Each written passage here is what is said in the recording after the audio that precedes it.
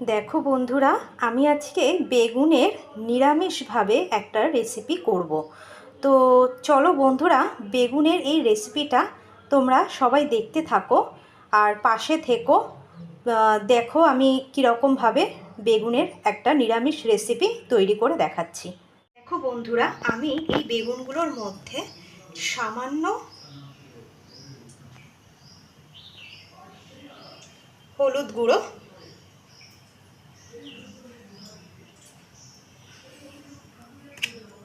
সামান্য লঙ্কার গুঁড়ো,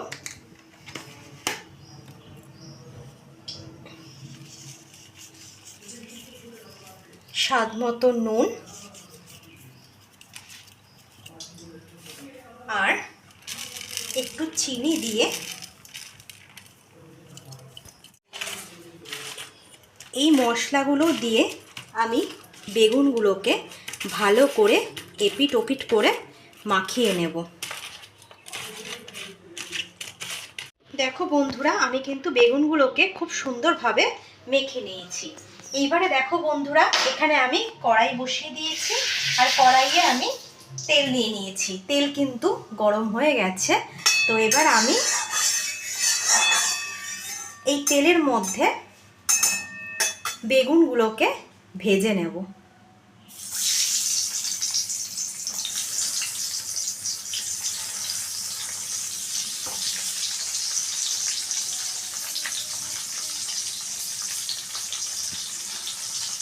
বেগুনগুলোকে আমি একটু লাল লাল করে ভেজে নেব। দেখো বন্ধুরা, বেগুনগুলো আমার সবকটাই ভাজা হয়ে গেছে। আমি এবার বেগুনগুলোকে উঠিয়ে নিলাম। এই তেলের মধ্যে এবার আমি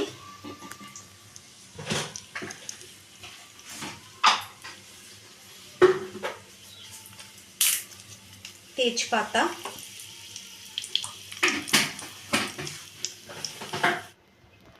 একটা শুকনো লঙ্কা দিলাম আর গোটা জিরে ফোড়নে দিলাম।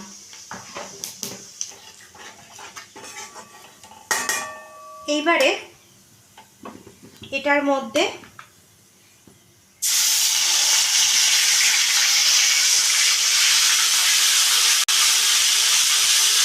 একটু আদা বাটা দিলাম। আরেকটা জায়গায় আমি কিছুটা এখানে দুধ নিয়েছি আর এখানে আমি 1 চামচ, 2 চামচ, 3 চামচ মতো একটু টক দই নিলাম। এইবারে আমি এটার মধ্যে হলুদ গুঁড়ো, কাশ্মীরি লঙ্কার গুঁড়ো, ধনে গুঁড়ো,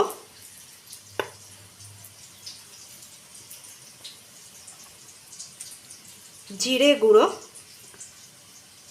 সামান্য একটু লঙ্কার গুঁড়ো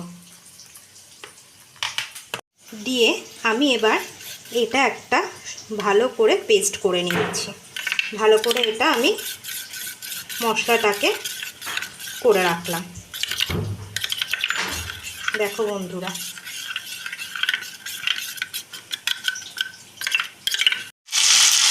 আমি এখানে যে দই দুধ দিয়ে যে পেস্টটা করে রেখেছি এটা দিয়ে দিলাম।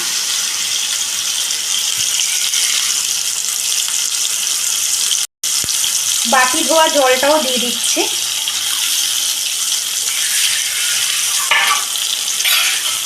দিয়ে আমি ভালো করে একটু কষিয়ে নেব।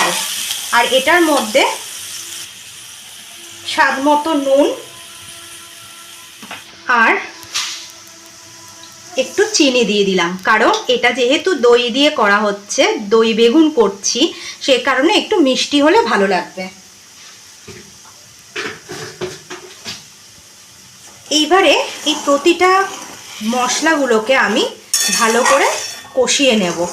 বন্ধুরা, কি সুন্দর এটা কিন্তু ফুটে গেছে, তেলও ছেড়ে দিয়েছে। এইবারে আমি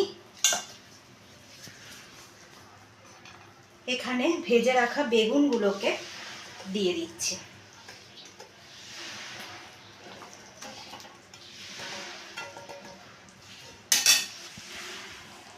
দেখো বন্ধুরা, আমি কিন্তু এখানে এই বেগুনগুলোকে সবকটা দিয়ে দিলাম।